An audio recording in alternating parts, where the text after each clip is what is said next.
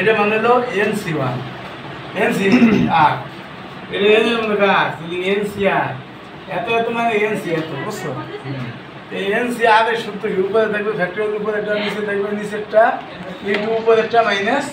নিচেরটা মানে ফ্যাক্টরিয়াল আর factorial n minus এটাই পাশেরটা তাই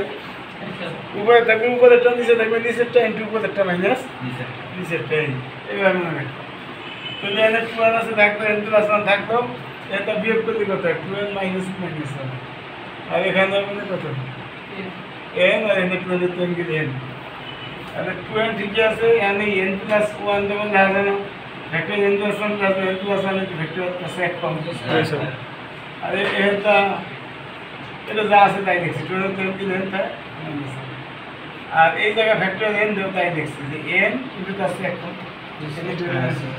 পরে কাজ আছে এখন ধর কমন যায় কি উপরে ফ্যাক্টরিয়াল 2n কমন যায় ফ্যাক্টরিয়াল n আছে কমন আছে ফ্যাক্টরিয়াল n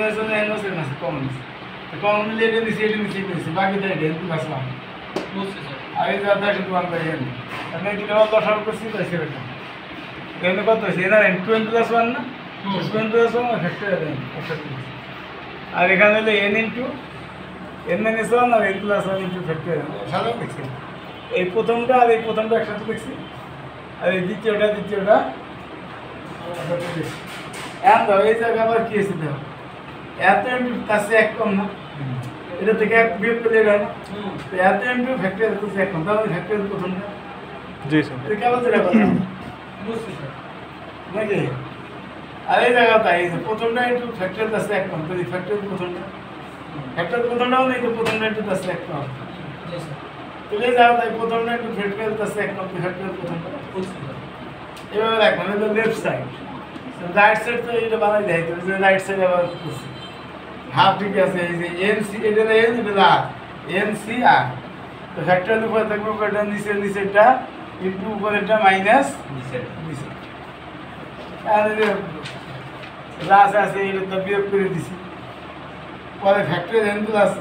ওই 2টার পাশে দিয়ে দিছি ফ্যাক্টরিয়াল যা আছে n তো আবার 2n তো n দিলে তাই n আর 2 থেকে 1 দিলে তাই বুঝছে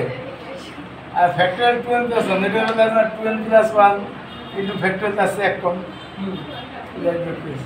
তাহলে 2n plus n 2n plus 2n তো 2 কম আছে আর এই ফ্যাক্টরিয়াল 2 থেকে 1 দিলে হয় 1 আর নিচে যা আছে 2 ইনটু